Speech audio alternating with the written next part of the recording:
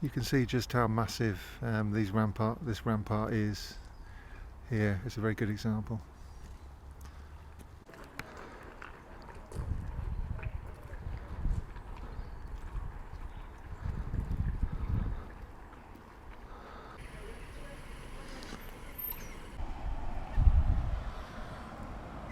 So the social organisation required to build something like this would have been enormous. It would have required the level of social organisation whereby whole communities, more than one I would have thought, would have been required to labour for millions of hours, possibly millions of hours, to produce something that doesn't provide sustenance like Scottish shortbread.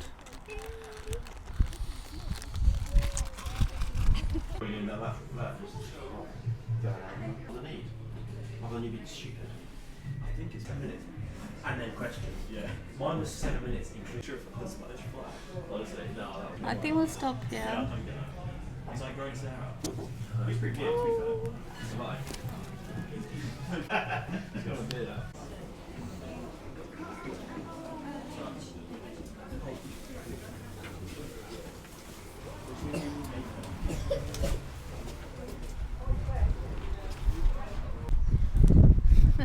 No. It's a bit like, what did you say, the Wicker Man and the Witches of Eastwick, did you say? Something like that. We discovered like indentations. It's probably been done anyway. I think it's geographic physical.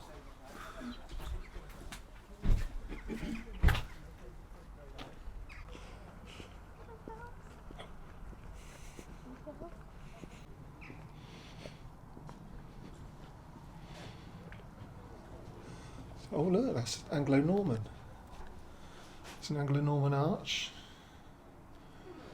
And I have been told that there's some Anglo-Saxon, which there is. Oh my God, look, Jess. Some Anglo-Saxon friezes. Was that? Can you see? Look. The Romanesque nature of its carving. Face and some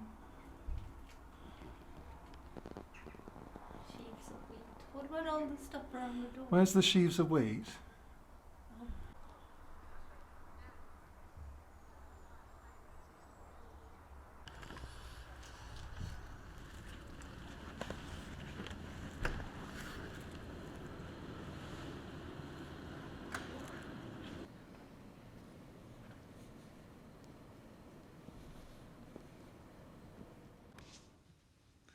Here's an original round window from the old Saxon church here, and some medieval carving.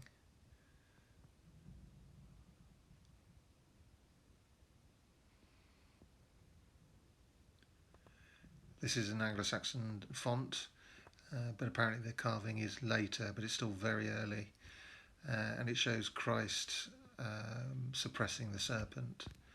For some reason the face of Christ has been stamped out.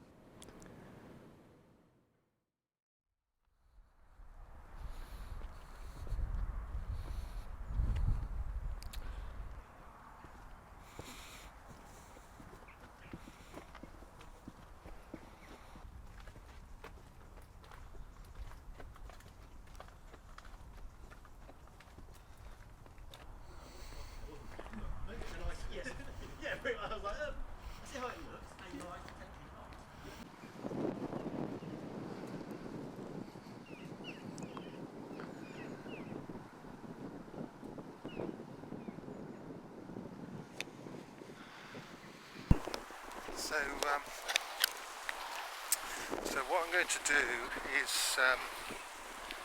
Avebury is so important, but it's only the stones and the embankment is only one part of the story. So there's a bigger story to tell here.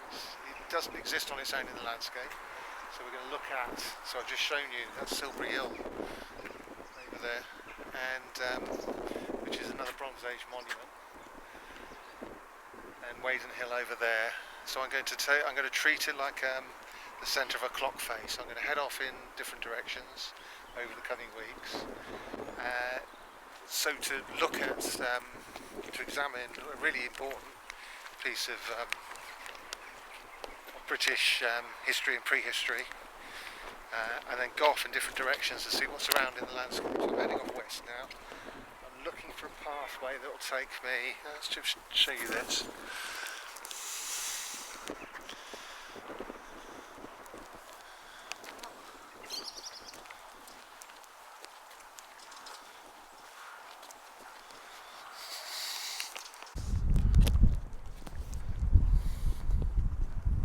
So that was the River Kennet. I wanted to talk about that when we get around to Silbury, which won't be this time.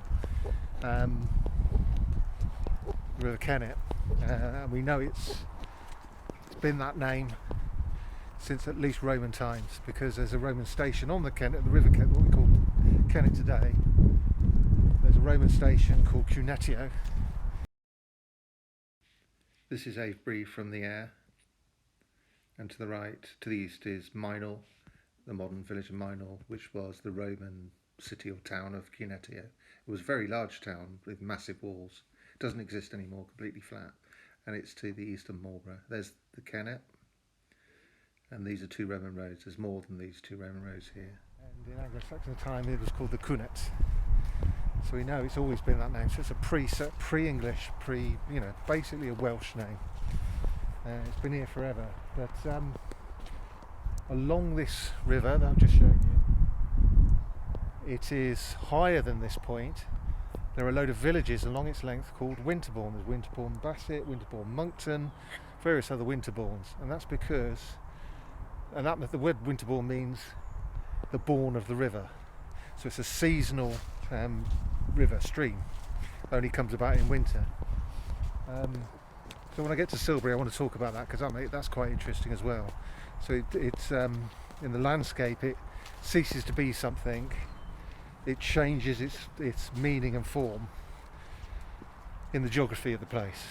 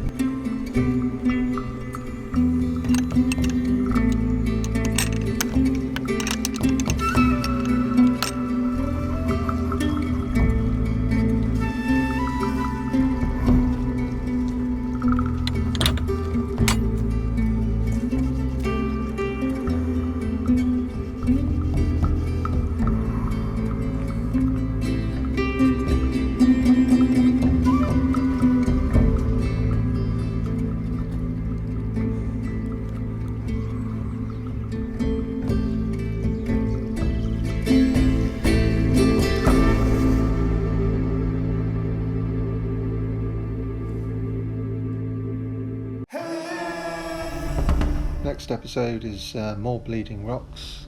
Thank you for watching, subscribing, etc. It really helps me out if you subscribe. I've got an archive of other videos to your right and below. Please click on one of those to see more. Thank you for watching. Bye bye for now.